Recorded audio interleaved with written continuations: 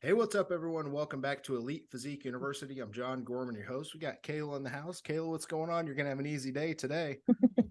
You took my job. I did. I did. It's very rare that I will do that, but our guest today, who we'll get to shortly, this has been something a long time in the making. I'm super excited. And I had a lot of stuff personally I just wanted to talk to Joe about. So, yeah, I took over hosting duties for today, but you still get to record and upload and do all the back end work that you're just awesome at. So, thank you. Thank you. Jason, you're in the house, man. It's nice and bright. Where are you at? Are you at home? I'm upstairs. My office is just getting such intense light. I need to get someone out to get like really nice blinds that match and everything. So I'm upstairs. Well, before we get into our guest and kind of what's new with us for the week, Jason, I'm going to throw this over to you. Sir. I just saw that you posted on Instagram, and this, of course, there's always a couple of weeks after we record it. Talk about what's new with you, but before you do any of that, I want you to tell me about getting in this fucking ice bath. And you are someone that hates the cold. Yep. I'm so surprised that you did this. Yep. It's making me want to do it, because if you're going to do it, then I'm probably going to have to do it. And why don't you walk us through that experience? You know what? Where do I start? So yeah, I hate the cold. 100% freaking hate it. I would not be in Kentucky if it wasn't for my 9-year-old son. I'd be in Tampa. So anyways, I'm down in Tampa. I'm there doing some cool shit that I'll tell you about in a minute. And I'm with my business partner, Vince Pitstick. Some of you know him. And he's got a cold plunge tub. And this cold plunge tub is like the state of the art, like cold plunge. Like, this isn't like some barrel we pour some ice in. He's got this tub like up on this balcony overlooking the freaking ocean, and it's just badass. The sun's coming up. So anyways, I'm like, screw it, man. Like, they're telling me all the benefits of it. Like it helps your joints, like lowers inflammation big time, helps burn body fat, helps kick in autophagy. I've known people literally kick in autoimmune diseases just by doing cold plunges and stuff. So he's like, tells me how you get in, and I get in the back and I just plop right in because I know it's going to be really bad. And at that point, your breath just is like taken from you and you almost want to start hyperventilating, but you got to like control your breathing like really well. And everything goes pretty numb pretty quickly. But what it does, the pain is the worst in any joint that's inflamed. So my knees are my worst. I still squat and I still get my leg workout, but they're not as good as they were when I was young. And so it goes right to my knees. And I broke my elbow in Cancun and had nothing done on it. So it's going to there, and this pain is like, he tells me 40 seconds in, and I'm just like, I don't know if I can do this, man. Like, every part of my body's like, get out. And he wanted me to do 2 minutes. So I was like, oh my God, I got another minute and 20 of this. So I just said, control my breathing. Then at the end, they tell you to dunk your whole head and body in. That's even worse. I did all that. I got out. And when you get out, you're pretty focused. I'm not a cold person, so I wasn't, shivering like I've seen people. I was pretty focused, pretty awake. It's a huge like opening of your dopamine. I'd probably do it again because honestly, I went in legs 3 days later, no pain in my knees whatsoever. I'm not shitting you. It was the best leg pump I've had in probably 2 years. So I'm considering maybe getting one. I wish I lived in Florida where I was warm all the time. I don't really know how I'm going to feel about getting in that in a damn thing in the morning in a Kentucky morning. But I'm considering it. And I'm also considering putting an infrared sauna down in the basement. I got plenty of areas. So we'll see. But it was worth it. It was worth it. Awesome. And I don't want us to take up too much of our time talking about business and stuff like that. But obviously you were down in Tampa. You've got some big things going on with NuEthix and the supplement company. Just give everybody a real quick minute on that. Yeah, I'm on a company called Boom America. This is they picked 4 companies. And they're doing like a documentary on us. But what the premise is, Kevin Harrington, he was one of the original Shark Tank people.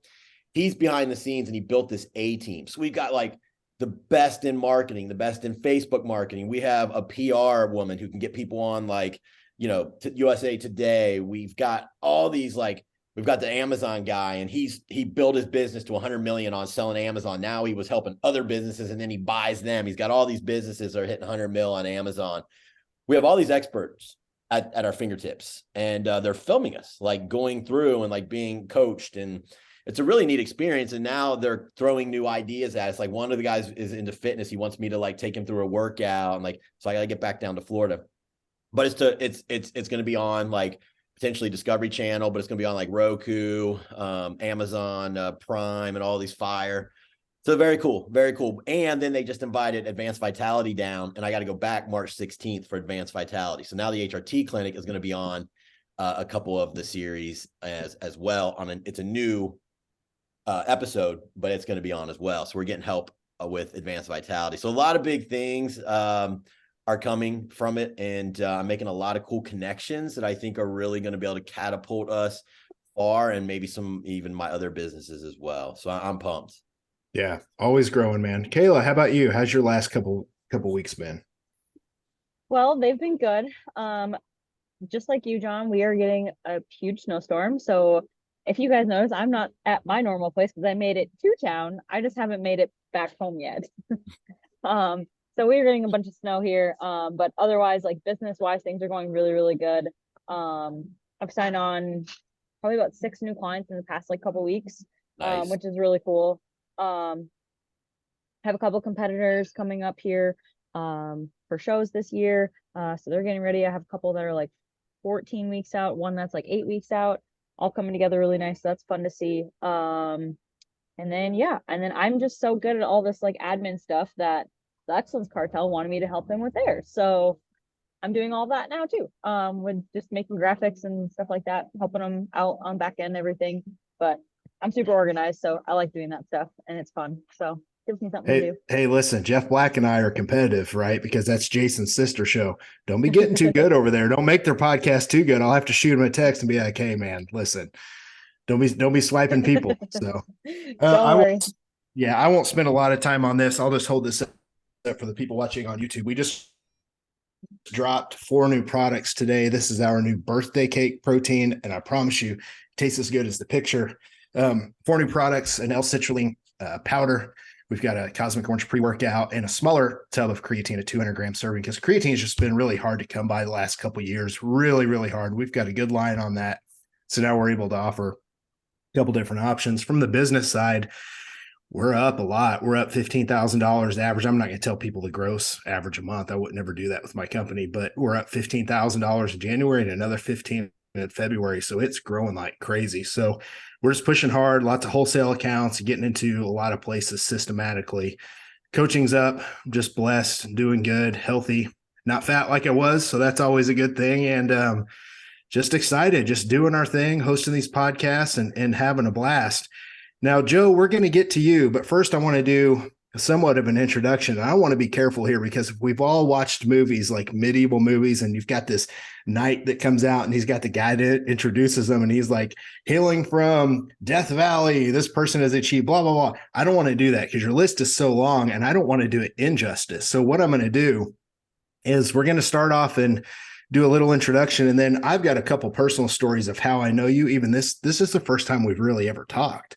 I've known about you for a long time, and Jason, you're old school like I am. We go way back to the message boards days. So if you have any stories of how you knew of Joe or anything like that, we can share those. But Joe, I wanted to tell you the first time that I really knew who you were, it was 2007 in Springfield, Missouri. That's where I'm at now. There was Mike Thomas put on a natural bodybuilding show. Now you're old like me, and I don't know if your memory's like mine or not, but if you remember, it was in Springfield, Missouri. You had a guy that won the overall. He was a bodybuilder. He had almost like a Russian name. I can't remember who he was. Great bodybuilder, but you were in the crowd. And I had really only gotten into natural bodybuilding for about a year. I was reading, the natural magazines, and I saw you sitting out there and you had a hat on, pulled low, real chill, not, hey, everybody look at me. You were just there to do your job. And I remember seeing you out there, and I knew who you were from the boards. I was like, holy shit, Dr. Joe's here. And, your client kicked ass and did really well. And I followed along and saw a lot of the information that you were putting out. And then in 2011, you wrote something for Iron Man magazine that you really, all my clients listening to this, if it wasn't for that article, I don't know if I would have developed the intra workout protocol that I put together. So you had put out an article talking about things like dextrose and amino acids and how they can absorb easily and sometimes even bypass the bloodstream and not pull as much blood into the digestive system. And you can use that stuff during a workout. And you had written that I remember very specifically, I still have the magazine somewhere in 2011. So you've been very instrumental, even though I haven't got to really talk to you in person, and really kind of shaping the way that I've done business with my clients. And I'm someone that likes to experiment. So I just want to tell you, thank you for that, by the way. Great article and good times. Now, Jason, what about you? Going back, where did you first start to learn about Dr. Joe? I believe it was bodybuilding.com. And, a lot of guys there that were natural bodybuilders, I believe, had kind of been working with him. So I would see, his name come up quite a bit there. Yeah. So Kayla, you're part of the new school. So you normally on the show, Jason and I, we're old school. You're right. 2007 and beyond. Joe, you're the old guy, man. Sorry, but you're gonna be the Godfather, and we'll get to you in a second. Kayla, you're kind of the new school. Kayla is up to speed on a lot of the new stuff that's happening. She studies a lot of the old stuff, but she's kind of where the industry is headed. Have you heard about Dr. Joe much prior to this? Do you have any interaction or anything like that you want to talk about?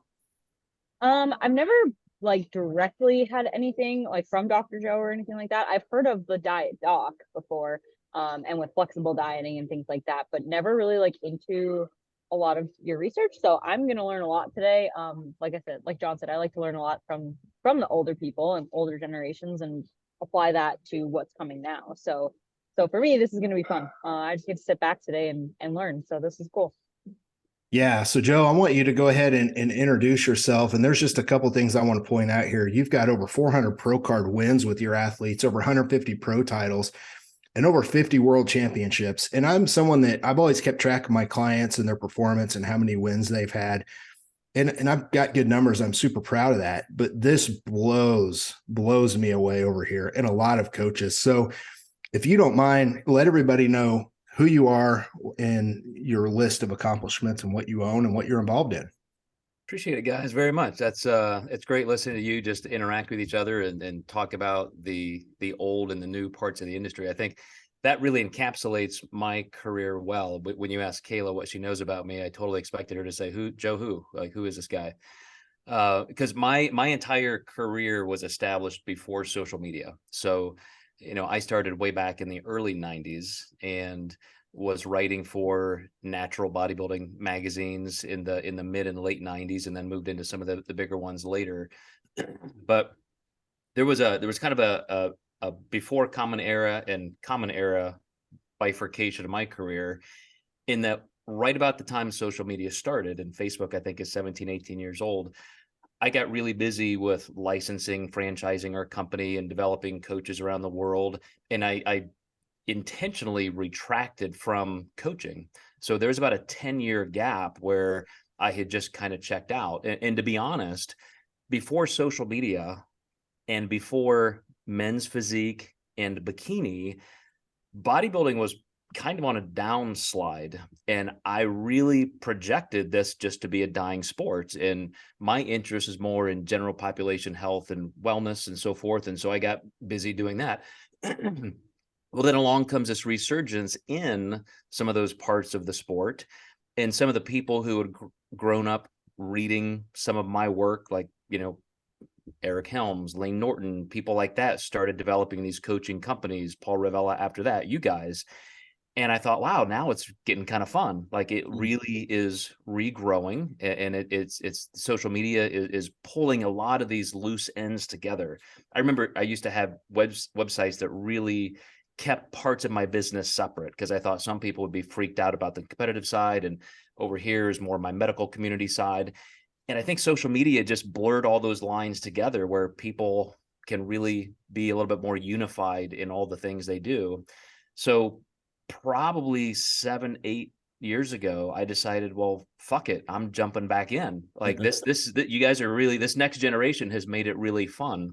Yeah. So definitely reshaping a little bit of what our company is about. Matter of fact, we've changed our franchising and licensing model, because I just don't think that works as well anymore, to our Flexible Dieting Institute Professional Coach Association. So people aren't coming into our company becoming the diet doc of Youngstown, Ohio, the diet doc of Tampa, Florida. That it's, everybody has their own brand, everybody wants to do their own thing. So we're still giving the kind of support, both clinically and from a business development side, but more with their independent brands. But it's just like you said, it's been a long time coming. I mean, here we are after knowing about each other. I've, followed you guys for a long time as well. Yeah, it's one of those things too. We're going to get into the nuts and bolts, especially the franchise side, because I've got some cool questions there. Jason, I know your brain's probably already thinking about stuff to ask there as we continue to grow our brands. Let's talk about, let's kick this off at the beginning. You said you started in the early 90s. Talk us a little bit through that. Tell us when you first started to coach athletes. So I was still an undergrad. I was at the IU Medical School in Indianapolis. It was 1992. And just because I was already bodybuilding in terms of competing, had been doing that for a few years, since I was 20 years old. And I remember working out in a gym on the northwest side of Indianapolis, and I thought, man, I'm a starving college kid. I need money. Like, let me do anything. And personal training was even at that point just kind of starting. So I remember hanging up a little flyer at the gym, and it was to do more nutrition coach type stuff, just setting up programming. I didn't have time to personally train people. I guess I came up with that idea simply because I watched a personal trainer who was in Evansville, Indiana, where I'm at now. He was just a trainer in a gym, and he had a little cadre of bodybuilders that he would help get ready for shows. And that was just kind of their little team in this gym. And I thought, that's really cool. He's giving some nutrition advice, and I think I've got a pretty good handle on that, at least experimentally. So I started dabbling in a little bit of coaching like that. And a couple years go by, I graduate. I'm an orthopedic physical therapist back in Northern Indiana. And I started doing this out of my home as kind of a side gig because I just loved it. And so I'm doing my normal thing, Monday through Friday. And then, as a lot of us in the gym, people stop and ask, my gosh, how do you look like that? Well, can you help me? And so I started doing this, there wasn't anything like just nutrition coaching as we know it now. So it was just the whole package. It was training, just giving them their training program and giving them nutrition guidance and so forth. And so that really forced me to put this in some kind of pedagogical form. Like, what am I going to do? What am I going to give these people when they transact with me? They give me money, I'm giving them this. What is it supposed to look like? So, this is going way back, like before even, the internet itself was just getting off the ground. So a lot of this stuff was meeting with people with notebooks and so forth. That's how archaic this was. So I think that the first time I was doing something super, super formally, even though that was all 92 to 94, 95, was in 96, actually, end of 96, I returned to Evansville to buy that personal trainer that I had met, the gym he was working in. I bought that gym. I decided, I want to make this plunge. I had just finished my doctorate in nutrition. I had won my pro card with WNBF. And even though my physical therapy career was really fledgling, I was getting a little disillusioned. The first wave of managed healthcare was coming on board, and it was adding a lot of distance between you as a provider and patients. And so that was getting less fun. So I thought, I'm just going to go buy this gym and do training and nutrition. So again, there was no really particular business model for that. So I'm creating this whole nutrition program type work for local clients. And since that's so novel, I really just landed right at the top tier in our community. So I'm working with our mayor, our congressman, the top attorneys and business owners. Like I'm that guy in the fitness world locally. Well, about that time, I started competing in the WNBF, and I do a contest where the editor in chief for their publications, they had 5 or 6 magazines based in New York City.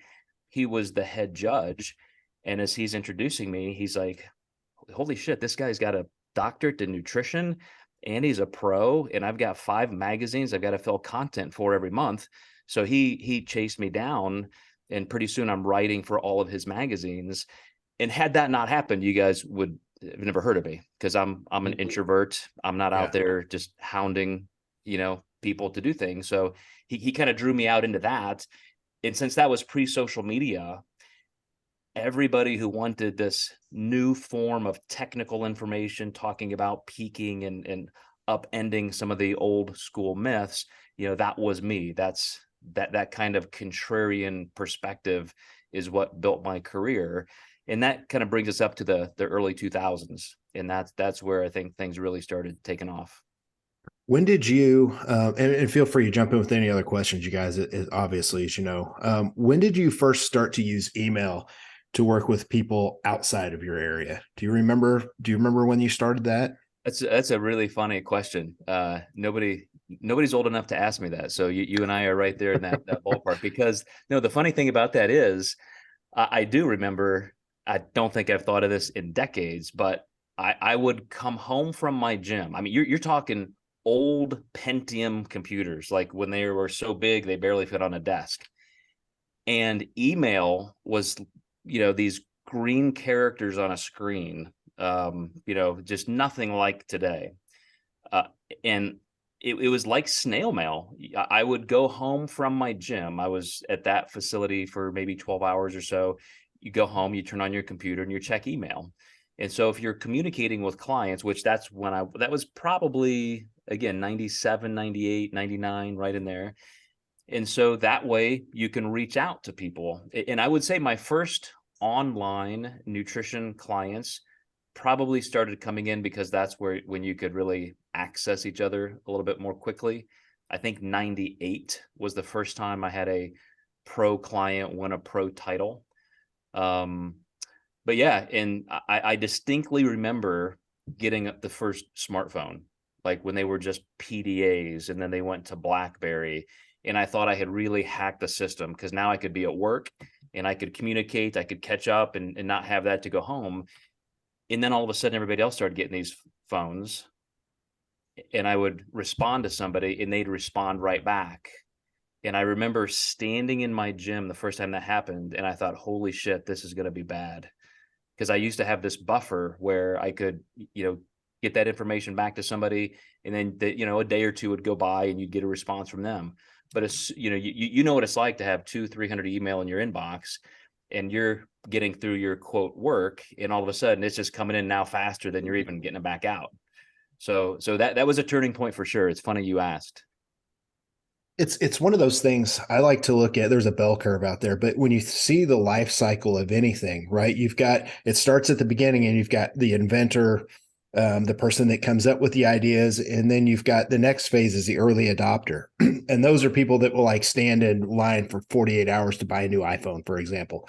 And then those early then it goes from there to the masses, Gen Pop, right? To me, in this whole life cycle of online coaching, people like you, and I can think of one other that's been around doing a long time, it's Chad Nichols on the NPC IFBB side. Like, you were the two guys I always think of as the godfathers of online coaching.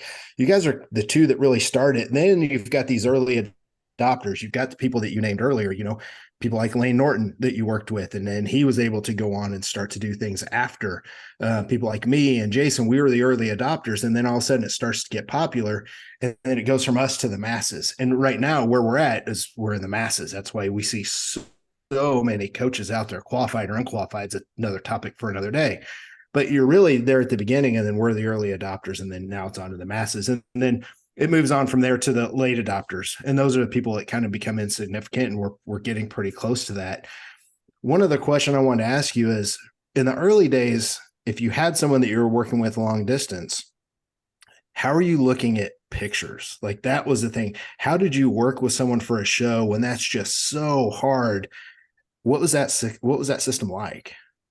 Well, I mean, you could send pictures, you could have attachments and so forth. But I do remember even prior to that, when I personally was competing and I wanted to have somebody look at my photos, you literally had to go develop the film and put them in an envelope. I remember doing that with somebody that I was soliciting a little advice from.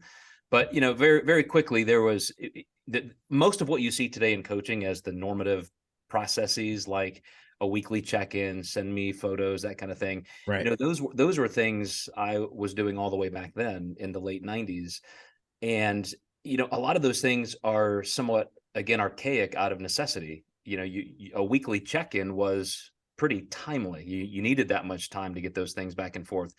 Now, I think a lot of coaches who are in that late adopter phase that are trying to break in, they grew up with iPhones in their hands. And so to them, instant communication is quite normal.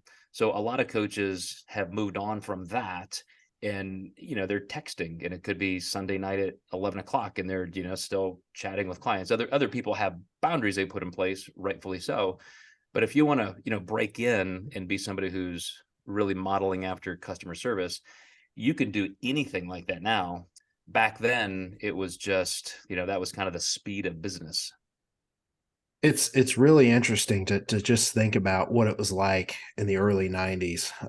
Now we move on to the 2000 to 2010 range, and that like I said, now you're starting to lay the foundation. The message boards are around, starting to educate, and people are starting to find out who you are. And then other people that you've worked with are starting to now become coaches, and it's starting to become this thing to where you've proven that this online coaching thing can work through email. You had to take the time to tell people, I'm sure people had questions back then, like, hey, how are you going to peak me through email? How are you going to do my nutrition? Right. And we take a lot of that for granted now, but it was guys like you and the folks that followed after that really had to convince people and show them that you could actually do this online, because I'm sure that was a super foreign thing, right? Did you run into a lot of that in the early days?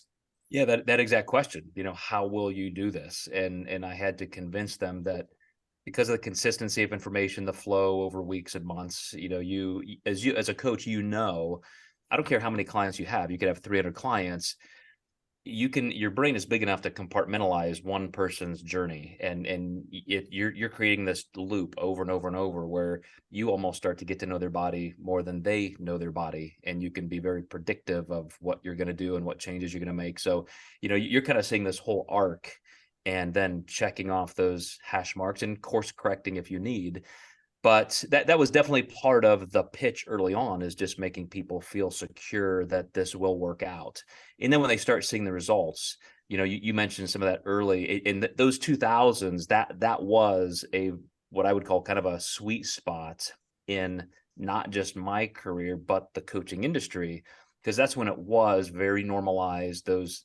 That first wave, the Lane Nortons, the Eric Helms, all those guys were just coming online. So I just didn't have a lot of competition. And since I was creating a lot better physiological approaches, like keeping sodium in, don't dehydrate, don't just rely on this rapid backload, old school stuff. I was creating these different methods for different reasons, different physiological body types. And so it was easy for me to walk in for example, the WNBF World Championships and just sweep classes, first through fifth in pro classes, winning the world championship every year, in every division, because I would have 30 or 40 clients in those shows.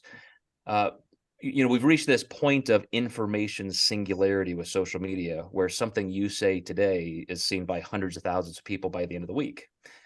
Back then, you had to physically go to a science conference or fitness camp to hear somebody like me speak, or to, get a monthly issue of a magazine and read this stuff. And so, there was a pretty long span of time where I was ahead of the curve in that kind of knowledge that I was experimenting with and creating.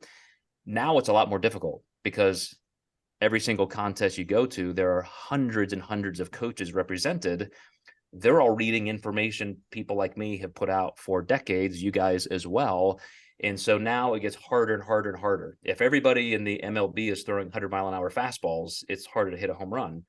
And so, I think that's where the entire industry is maturing. And like you said, this gap between early adopters and late adopters, there's always some die-off, some catabolism. Coaches who can't make it are just not going to make it. They're going to starve and go do something else. But we're definitely in a high growth end right now in the industry, as there's just this free for all. Yeah, I think it's important whenever I talk to coaches that want to, do a 1-hour consult with me, for example, or just meet with them in person. I always tell them, even though it's oversaturated right now, you still always have to look for the next thing, whether you come up with it or you start to spot something. I mean, honestly, this podcast exists because of the work Jason put in with functional med and starting to understand hormones and systems of the body. And I was talking about insulin sensitivity, and we were, Jason mostly, myself a little bit, we were a little early on that stuff. And now we see it at scale, right? Because this podcast is like 3-4 years old. Here's the thing. In 8 weeks, insurance, you can bill your insurance for health coaches. Do you know how much that's going to open the market? Yeah. That's buy-in. Like, that's massive. But the thing is, you want to be on the side. I'm just saying it. You want to be on the functional side, because that's a $380 billion industry. And people know, I mean, you're going to fight for clients if you're just a competitor. If all you do is do competitors, someone's going to rise to the top, but then the rest of you are going to be picking at kernels. It's a $380 billion business, and insurance is now going to accept it, man. I mean, that's wild. And so we've made it. And so it is saturated on one side. On the other side, it's not. Right. You know, only like 12% of the population even knows what a coach is. They're still going to look at you with like a deer in headlights. That's going to grow now, because now their insurance can pay for it. And I'm not going to do it because I want cash. I don't want to be bartered with, but that is how the acceptance has gone now. So I think right now, actually, the industry is poised to boom. It's in the next 5 years, everyone's going to almost have a health coach. So yeah, it's super interesting. And I want to spend just a little bit more time in the 2000s, then we'll move on. Do you feel like, you talked about that sweet spot, Joe? Do you feel like that was around the same time you've got a ton of, because word of mouth is huge, as we all know as coaches, like you've got clients winning shows, and, you know, all their friends are going to ask who their coach is. So Dr. Joe's name's coming up, and then boom, it grows. We know that's the base of growing any business, is word of mouth. How important was it for you to be in those magazines around that time and to put out educational content? Because you talk about pre-social media. My whole business has been made from social media, putting out educational content. Yours was in a magazine at scale. Was that huge? Did you just get bombarded with people hiring you on? What did that look like? Yeah. I would say, first of all, I was fortunate in that I was just becoming, aware of that medium, just doing my thing. I love to write, and here I was given the opportunity to write. And so, had I hit that sweet spot in a different era, possibly the same thing would have happened. But I feel like that was really set to me, so to speak. Like it really hit my strengths. Because the next person after me, who was definitely more geared towards social media because he's an extrovert, was Lane. So from bodybuilding.com to Facebook to everything else, my career was stable. I was off doing other things. Here comes Lane, who's very extroverted, and he really popularized nutrition coaching. So you are right. I had to completely change my business model, make hires around the fact that I can only do contest prep. And I did that so hard and so aggressively for about 15 years that's why I kind of retracted and said, I'm just done. Like, I can't do this anymore. I'm emailing clients 18 hours a day, 6 days a week, all day Saturday. That my kids grew up just hearing me on the phone talking about, carbs and sodium and how long until you're on stage. And, that was my life. And I really started to resent it a bit and wanted something different. But at the same time, it was the birth of an industry. And some of the things I recognized, and so I was intentionally trying to shape, but other things I definitely predicted wrong, just like what Jason mentioned. The American Dietetic Association, as it was back then, was very successful in legislating that if you're not an MD or an RD, you can't do anything. And I abided by that. Yeah, I structured my company, so I hired a medical director and a dietetics director. Everybody else doing this was doing it illegally at high risk. And by sheer mass, because is the ADA going to go sue 10,000 nutrition coaches, 100,000, a million? It just didn't happen. So like music piracy or something else, there was just no bite behind that bark. And now it's become so normalized that state legislatures have even changed. It shocks me to read some of those changes where they have gone in, lawmakers intentionally, like, who gives a shit what nutrition coaches are doing? Like Jason said, a small percentage of people even know we exist. And yet they've made those changes to say, as long as you're not doing medical nutrition therapy, it's now a viable, allowable occupation.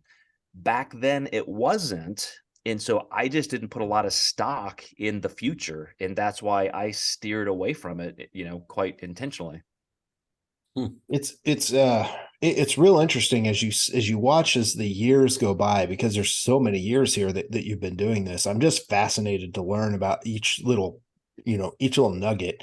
Let's talk about the Diet Doc franchise, and let's go ahead and Hold get on, all that I have in. a question. Oh yeah, go ahead, Kayla. I want to pop in. I just wanted to say, like, holy crap. I didn't realize how long you've been doing this for. You've been doing this since before I was born. So this is like really, really cool to hear about. That doesn't make me feel old at all. I didn't mean to make you feel old, but no, it's just like my thought just goes to like learning all this stuff one way and doing it one way. But then like, I know like I've grown up with social media and like all this kind of stuff and been used to that and used to texting and used to them being able to contact me anytime. So just like making that change, transferring to something like that and being like, holy crap, all these people want to talk to me right now. Like that must have been like a big shock, I guess. Or like, how did you kind of handle that? Like, did you just set boundaries right away or have to kind of like dig yourself out of that a little bit? That's another great question, Kayla, because I really did resist it for a while. I'm pretty protective anyway. I had 4 young kids. And so I did want to be the guy who had all those boundaries. It took me years and years and years to even give my cell phone number to clients and so forth. And now, again, it's just so normalized. But at the same time, once you miss a couple times in business and you predicted something wrong, you learn to be a little bit more humble and open-minded about what the potential is. And so very much like John and Jason have said, I definitely learned to try to anticipate and see what's happening and the possibilities. So, now at 53 years old, I am a much better business owner than I was at 27 years old. But because, those things were hard to adopt initially. And now, ironically, I'm on the front end telling coaches your age, like you're falling behind. Like you need to hurry up and get over here because you're getting passed by. And that's a whole different aggressive mindset you have to have today. I mean, business cycles are now just months long. And anything that you create now that you think I've got the greatest system in place, 6 months from now, it's going to be obsolete. Yeah. It's the constant change and stuff. And like with coaches my age, like the younger generation coming up, a lot of it is like accessibility. Like that's what people want. That's what people expect. So like we end up running ourselves into the ground, getting burnout because we're accessible at all times of day and people don't set those boundaries. And I found that if I do set that boundary with clients, they usually respect it. And like I have an messaging app and they message me through there, and at a certain time of night it just turns off and I don't hear from them. So, and my clients have all seemed to respect that, and they all say like I get back to them in a timely fashion, so no one's upset or anything. But yeah, I just was curious about that. Great questions. Yeah. All right, Grandpa Joe. Now that she's made you feel old, literally, I have 2 grandkids. That's awesome. Let's talk about the Diet Doc franchising, and let's just talk about the whole thing here, because you talked about transitioning that over a little bit. When did that start? When did you start licensing out? Because I remember seeing, and it wasn't long ago, multiple people would own a Diet Doc location all over the United States. So when did that start? It was a little bit more than 20 years ago. I think maybe even 21, 22 years ago. And it was for that reason. I saw the writing on the wall. This thing has legs. This is happening. Everywhere I would go speak, somebody would invariably come up to me and say, man, I want to do what you do. How do I do this? And I would say, well, legally you can't. And so I investigated the idea. I talked to an intellectual property attorney. Ironically, he's still my IP guy here in town. And we discussed the differences legally between franchising and licensing and, things like that. And we chose structurally a licensing model. And I knew I had to have on staff an RD or an MD. So I did both. I'm hyper vigilant. I want to make sure I've got all my bases covered, and I'm not going to lead somebody into a business that then collapses because it's not a sound legal structure.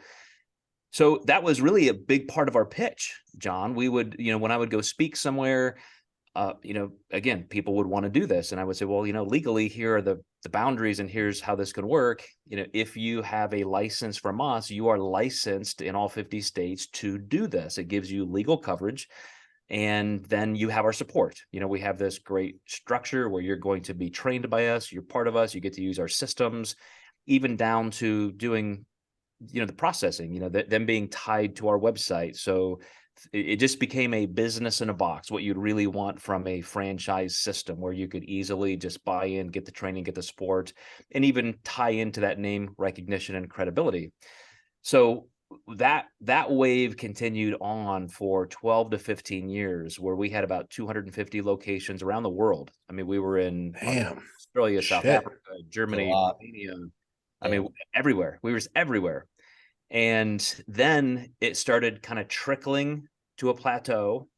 And so I'm thinking, okay, market's a little saturated. We've been around for a while. We got to work a little harder, sell, sell, sell.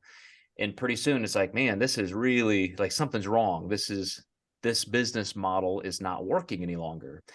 And speaking to Kayla's point about just recognition and adoption of new information, that's when I finally realized, okay, the hindrance I'm getting is that everybody has the same objection. Well, I don't want to be seen as part of your company. I don't want people to think I'm just part of the Diet Doc. I have my own brand. And we had already for years resolved that by co-branding. You're so-and-so business, but you're still in our network. You're supported by us. You don't have to use our name. You're still part of that legal structure. But at the same time, people just started not caring. They didn't care about that legal restraint. And, at this point, rightly so. I mean, it truly is. There have only been a handful of cases against nutrition coaches. They generally have been around just raw negligence. I don't care if you're licensed or anything. You could be a medical doctor. If you're negligent, you're negligent. And so, there have been positive findings legally where a judge treats nutrition coaches just like a personal trainer or a hair or nail technician. It's like, if you do something wrong, you do something wrong. But there's never any question that you can't be doing that unless you are making claims against the FDA's policy that you're not supposed to make. You as a nutrition coach don't tell people like, hey, let's talk about your stage 4 metastatic cancer. I have the cure for you, or I'm going to give you this diet that is going to help you. You stay in your lane and you're okay. So I finally realized, John, just last year, that licensing was dead. I have to make this. Actually, I should say 8, 9, 10 years ago, I started seeing the writing on the wall. So I started shifting our contracts, leaning toward an ending point. And so just last year, we made the announcement and the decision that as a licensed Diet Doc clinician, you can be grandfathered into this new Flexible Dieting Institute Professional Coach Association, but it's no longer this licensing superstructure. It's an association of coaches with 3 different levels, depending on whether you need practitioner, client service support, or just business development support, or you're here just for the networking and the client acquisition, just a B, and C level tier. But now it's no longer the Diet Doc licensing. It's just this, corporate professional coach association. Man, it was so ahead of the time, extremely ahead of the time. And I can see how some of these things would start to, and I hate to use the word kill off, but start to make a dent, right? Because you said things at scale and people just being able to just do the things they want. And I mean, you can't sue everybody. So I can see how that happened.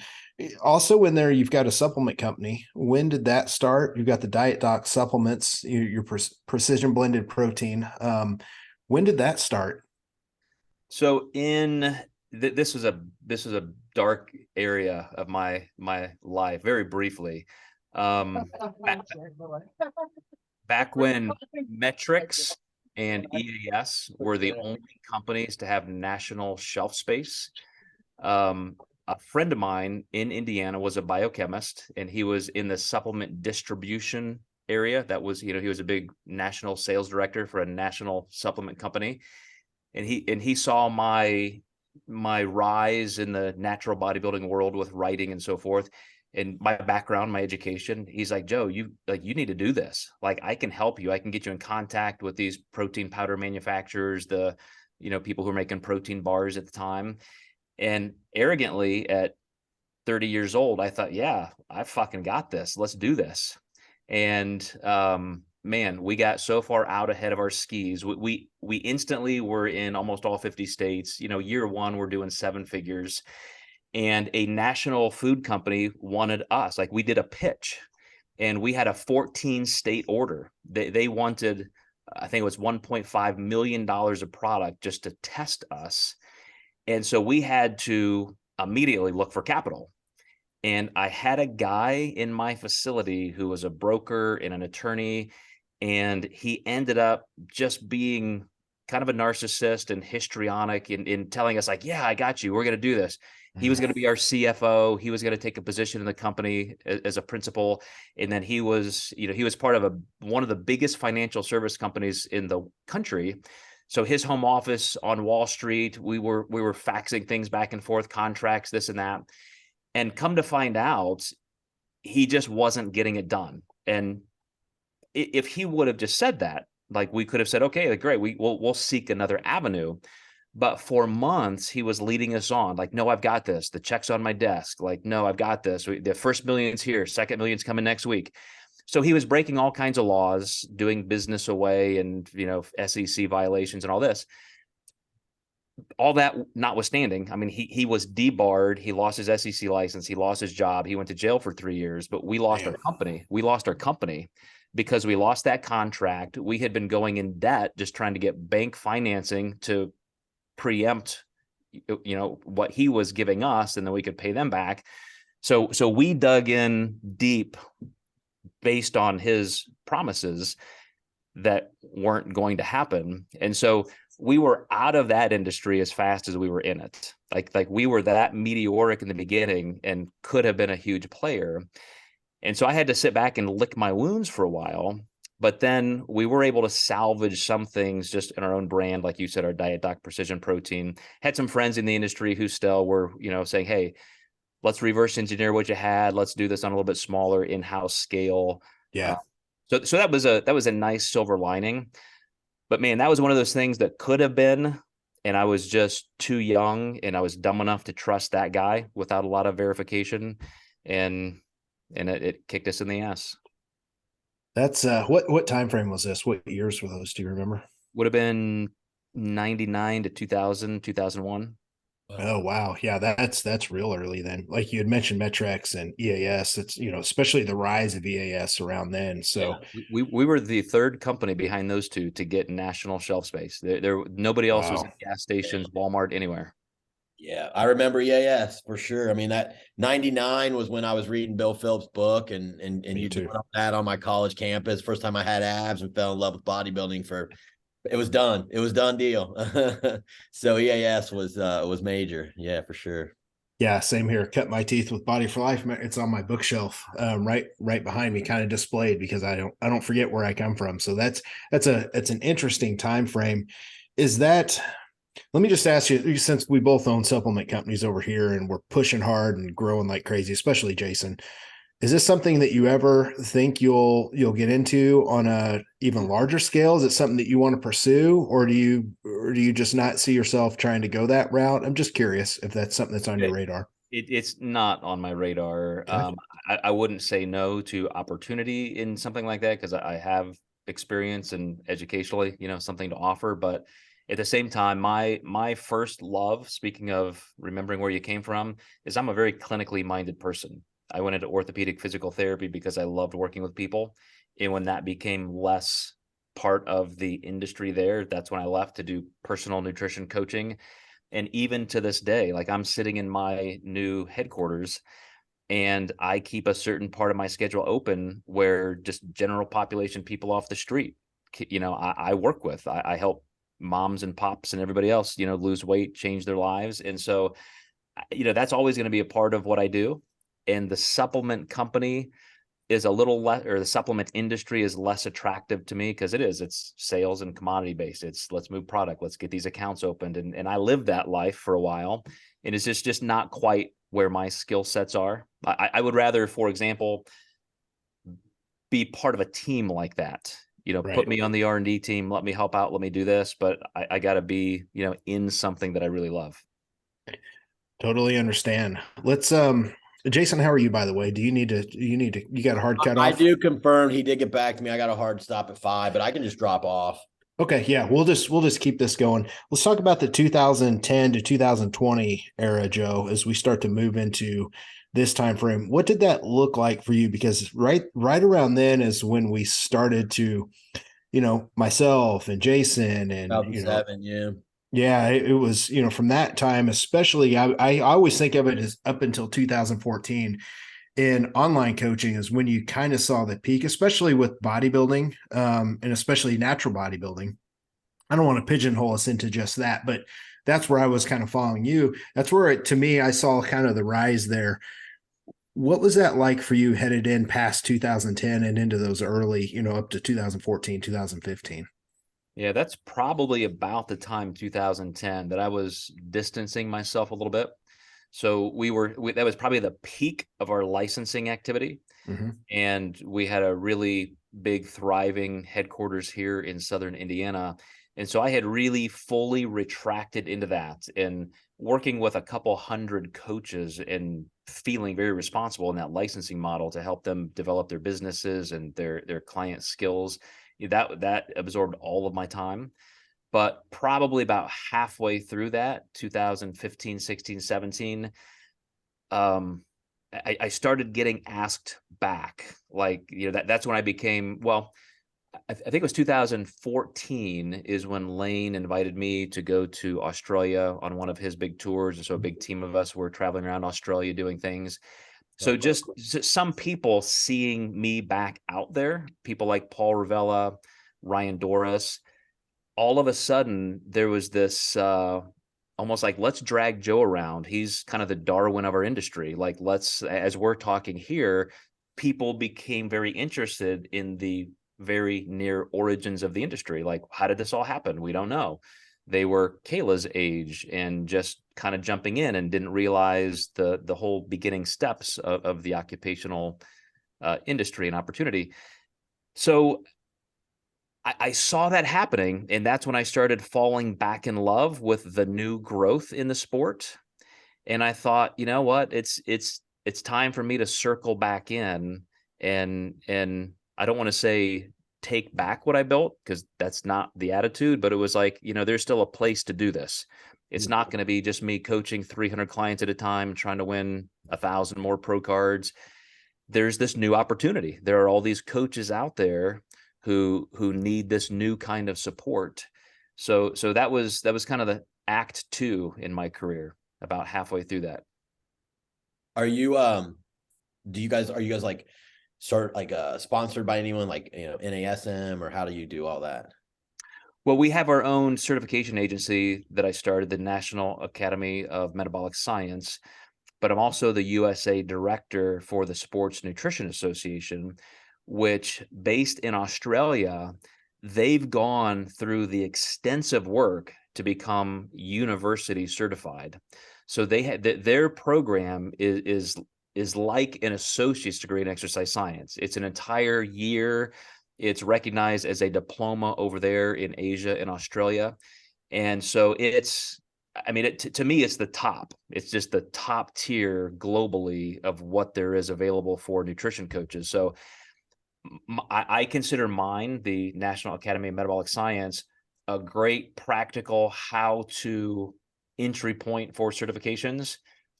But if you want something like they have, the full year, it's extensive. A lot of our NAMS graduates have gone over there.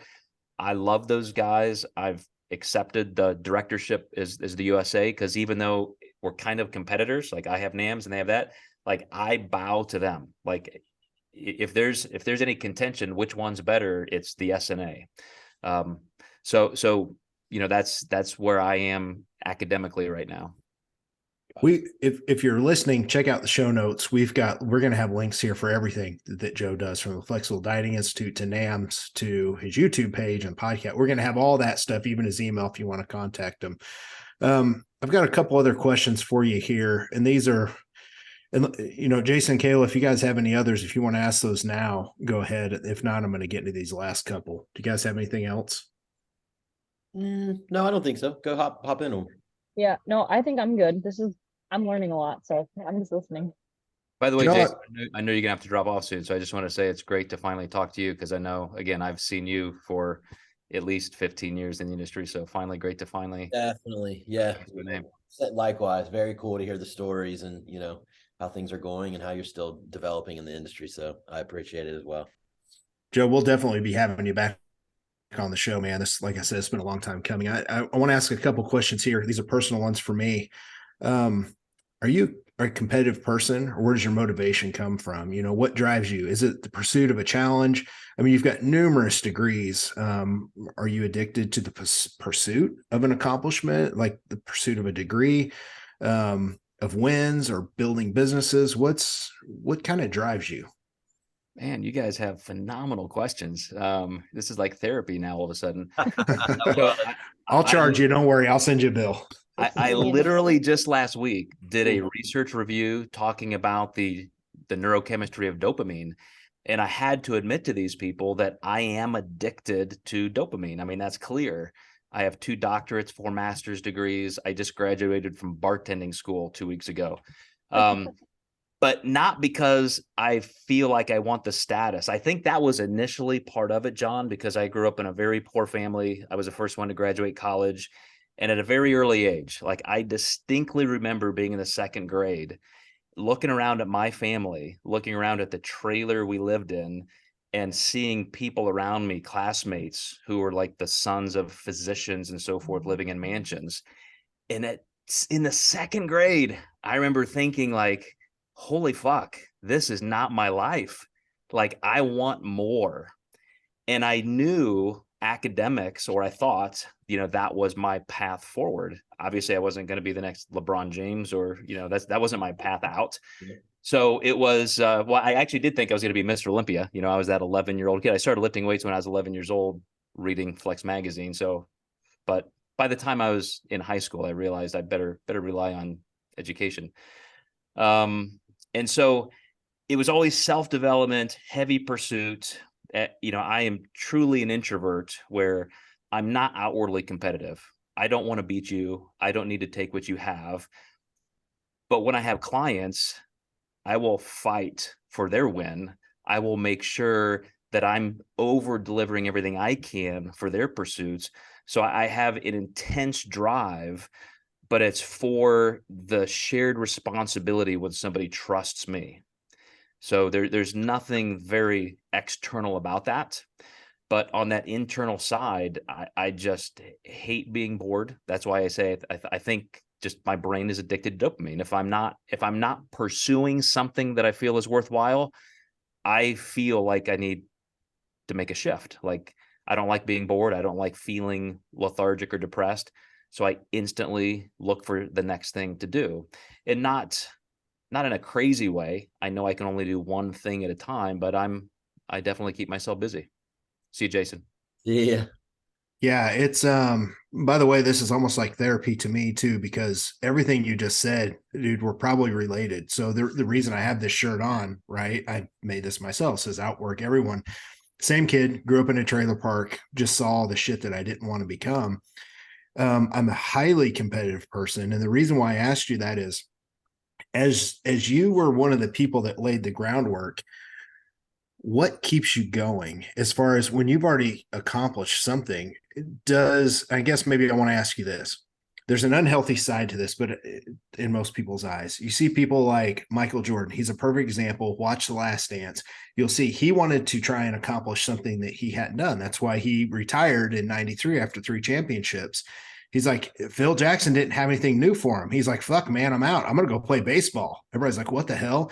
He did that. He accomplished that. And the reason he came back is because he had never had a comeback before. He's like, well, fuck, there's my next challenge. So like, those are all those things. And then he retired again. And he's like, well, I haven't come back at 40 or whatever and played for a different team. So like, there was all these different things. Is there anything like that drives you in this day and age? Because you're getting to that point, you're kind of, in that Michael Jordan era, is like, man, what else do you have to do? So what kind of drives you for the next thing? But I think a lot of this are just anthropological in all of us. Like you have your biochemistry, like I just referenced dopamine, and my personality is my personality. I'm going to want to be active. And one of my favorite clients I ever had was actually an anthropologist. who had retired from overseas work and took a job. He didn't need to. He was a super wealthy guy, but he took a job as a high school social studies teacher. And at 65 years old, and he did that just to give to the kids. Like, he was the coolest teacher. Everybody loved him. He was a client of mine. I loved him. And at 65, he retired, and he still, every single day, he woke up, he walked a mile, did his workout at home, put on his khakis, his fedora, grabbed his briefcase, and he went in town to do his business, which meant go to the post office, go to the bank, go to the library, read a few papers. Because he said, look, as soon as you stop moving, you die. And he said, Joe, when I'm 80 years old, we're going to work out together. We're going to celebrate my 80th birthday with a workout. Dude, phone rang one day, and I hear this feeble voice that I recognized, and it just brought tears to my eyes. And that guy, like, that's the blueprint for my life. I don't have to be conquering the world or slaying another dragon, but stay busy doing what you love. You know, my 2-year-old grandson, I just joined. I just called to join because I've done martial arts a few times in my life. And I was just thinking in the last couple of weeks, I physically need a new challenge. I had been training like a bodybuilder for 40 plus years. I'm not getting any stronger. Like, what's the next thing that can keep me accountable and new? And so I'm gonna re-enter martial arts at 53 years old. So it's just it's staying busy, being productive in a way that I want my life to look. I have consistently always thought 5 and 10 years ahead. Wherever I want to be at 55, at 60, at 70, what am I doing right now that's going to put me there? Some of that's intellectual, some of it's social, some of it's physical, but I have to constantly be working toward that, or I know I'll be one of those people with regrets. And to me, that's death. Yeah, I think there's something that goes to say, if you really study successful people like yourself and other industries, I study so many other industries, to people that are wired like this, right? Because I'm older, but I still try and reach out and find other people that have done this at a bigger scale than me. So like having you on this podcast and studying other people, that's so crucial to me. How important is it for you to keep reinventing yourself? Because we see so many coaches hit a certain level and they just like to stay where they're at. But if you're constantly looking to reinvent yourself, how important has that been? Because if you look over the last 25, 30 years that you've been doing this, there's a constant reinvention. Is that something that you're aware of to this day? Is that 100%. Part of your daily? 100%. Okay. It's not always easy, but to me, it's necessary. So when I had invested all that time, and again, with our shared childhoods, like, you know how tough it is. I went to college. I worked 5 jobs at a time to go to college. And then to say, okay, I got that degree in physical therapy, pre-med, I'm going to set that aside and do something else. Like, that's a big change. But always looking ahead. So I had my doctorate in nutrition, and then once I started publishing and I had all that magazine experience, I started thinking, well, I'm gonna get in the book game. That's when I did another PhD in health education, because I thought something a little bit broader in health would help with general population medical communities, and it did. But then I thought, okay, when I'm about 50, I'm gonna want to start slowing down. And I love writing. I've had minors in English and that kind of thing. So I did a master's degree in creative and professional writing. And my goal was to just learn fiction. I'm going to be the next Stephen King when I retire. But I got in front of a lot of great professors who are nonfiction writers. And they're like, dude, you've been writing nonfiction. You've already have all these publishing credits. So my thesis in that master's program was inside of personality psychology and social psychology. And that really whetted my appetite, so that when I got out of that, I thought, well, now I really need to know more about social psychology. So I did a master's in social psych at Harvard. And then I thought, okay, that was social psychology, and I really want to write like Malcolm Gladwell. And so I really need a little bit more breadth. So during COVID, I did a master's in social science. So I got more anthropology and political science, and all of that. And then I said, I just went to bartending school with my son. That's to shape and develop me and give me some opportunities in different areas, but it's just doing what you love. It's being willing to pursue the next thing. I think that's really important to me. I love it. We've got one more question. I know Kayla's got to dip out. So I saved this. I sent this to you in an email so you could look at it. For people that are super high achievers, this is a personal question for me.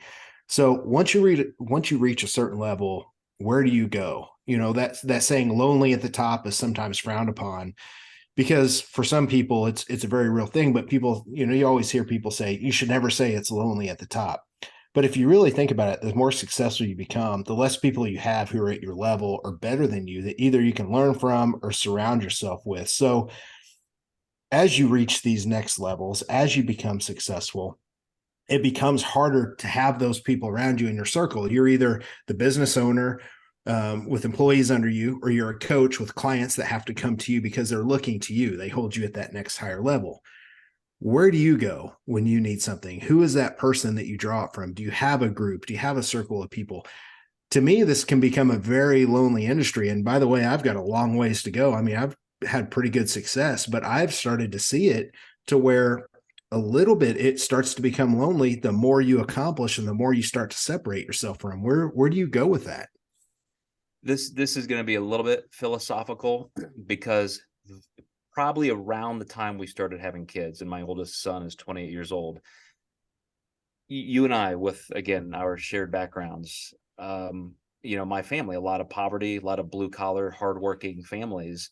And I saw a lot of people who would develop careers or come into money in some way and create it. I mean, kudos to them, you know, work hard and get that reward. But I always thought there is just a shittiness to some people who start to think that they're better than other people. Right. And I never wanted that to transfer down to my kids. I had that hunger. You had that hunger because there was no alternative. I did not want to create soft, entitled kids. And so my wife and I, not like a vow of poverty, but we just always decided we are going to live well below our means. We're going to be normal people. And I consider that the same, John, in just who I associate with. My life is full of regular people. And so, you know, who do I look to? I have clients who will sometimes tell me, like, why do you even work with me? You could work with anybody. Like, anybody would want to work with you, and yet you're working with me. And I'm like, or even just friends, like I go to a movie or something. And like, that's such a weird question to me, but I get it. You know, we do tend to isolate ourselves, lonely at the top, but that's just not the way I'm wired. There is no top. I don't like the top. I'm down here with everybody else, just working hard, doing my thing. And I agree with you as well. I'm extremely humble. I guess the thing I'm trying to get at is when you need to run things by someone that's done things at a higher level, or if you come across something that you haven't done yet, or sometimes it's just nice to talk to other people that understand the struggle of the things that you're doing, where a lot of the times our employees and our coaches or our clients, they can't help us with that. We're giving a ton of energy to them.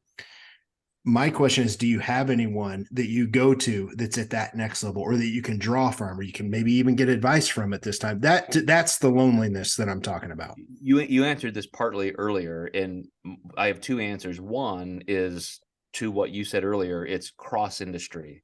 You know, I have clients who are CEOs of billion-dollar companies, and when I need to learn something about higher level business, like, I have plenty of people who do more than I do in a lot of different areas. But then I also look at coaches who may not have had the successes I've had, but they're great in areas that I'm not great in. And so, like in our nutrition coaching global mastermind last night, our monthly session, Lauren Conlon spoke, and it was all about, you know, social media. She's great at social media. I don't like social media. So I learn from people like her. So again, there's nobody that I would consider that I can't learn from. I can learn from anybody, and I recognize other people's strengths when I need those. But I totally get what you mean. But as an introvert, I know I'm an introvert, and so I have to intentionally seek support from other people. And I've learned to do that. And like you said, I do it with I hope a lot of humility. Yeah, you definitely do. And that's the question I like to ask for a lot of high achievers, because we're all wired so different. We all have those different needs. I constantly crave to be around other people. That's why I love hosting a podcast, because I can have a bunch of people on that have done things I haven't done and I get to learn from them. So Joe, we've got to have you back on. This is what a great episode. There's so much meat on the bone. There's so many other topics. I've got a sister podcast I'd love to have you on called the Phat Muscle Project. We're going to go ahead and shut this one down. Again, if you're listening, please leave us a review. Check out the show notes. We've got all of our information there. If you want to hear other guests, topics, check out all of Joe's information. We're going to dip out. For myself, Kayla, and Dr. Joe, we're out of here. See you guys. Thank you, guys.